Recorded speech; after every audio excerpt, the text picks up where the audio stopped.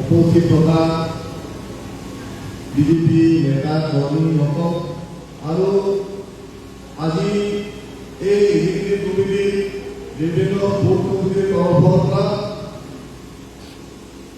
আৰু পঞ্চায়তৰ তৰফৰ পৰা উপস্থিত থকা বিজেপি কৰ্মী কৰ্মকৰ্তাসকল আজি এই এক্সিকিউটিভ কমিটিৰ যিবোৰ বিষয়ৰ ওপৰত আলোচনা কৰিব লাগে এই বিষয় বস্তুবিলাক ইতিমধ্যে নিৰ্ধাৰিত কৰা হৈছে। ডিষ্ট্ৰিক্ট কমিটি অফিচ লিডাৰৰ তৰফৰ পৰা তেওঁলোকে আমালোকৰ মাজত আলোচনা আগবঢ়াই লৈ যাব। এতিয়া আজি এক্সিকিউটিভ কমিটি বিশেষকৈ যোৱা যোৰহাটত ৰাজ্যিক এক্সিকিউটিভ কমিটি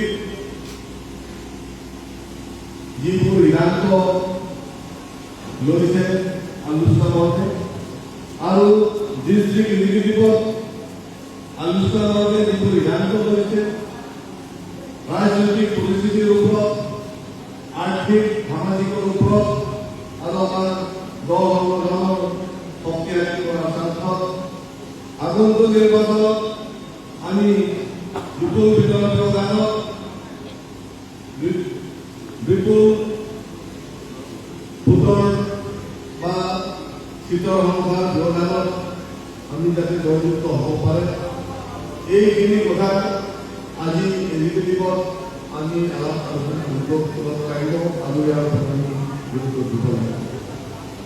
আজি আমালোকক আলোচনা কৰিব দিছে। আজি আপোনালোকে ইতিমধ্যে সংকল্প পত্ৰ পঢ়ি আমি সংকল্পবদ্ধ হৈছোঁ। সংকল্পবদ্ধ মানে আমি প্ৰতিজ্ঞা লৈছোঁ। প্ৰতিজ্ঞা কি কাৰণত আমি লৈছোঁ? প্ৰতিজ্ঞা আমি লৈছোঁ বিজেপিৰ সমানিষ্ট ভাৰতৰ প্ৰধানমন্ত্ৰী অসমৰ মুখ্যমন্ত্ৰী ডক্টৰ হিমন্ত বিশ্ব শৰ্মা আৰু কাৰ্যালয়ৰ সমাজ কাউন্সিলৰ মুখ্য কাৰ্যবাহী সদস্য ডক্টৰ নৰেন্দ্ৰ নাথ যিবোৰ বিজেপিৰ নেতৃত্বাধীন চৰকাৰখনে ভাৰতবৰ্ষক 2047 চনত আমি বিশ্বৰ বুকুত এখন ধনী ৰাষ্ট্ৰ দেশ হিচাপে আমি পৰিচিত হ'বলৈ কাৰণে আমি আজি এই প্ৰতিজ্ঞা কৰিছোঁ। আমি এই প্ৰতিজ্ঞা কেতিয়াৰ পৰা আৰম্ভ কৰিছোঁ?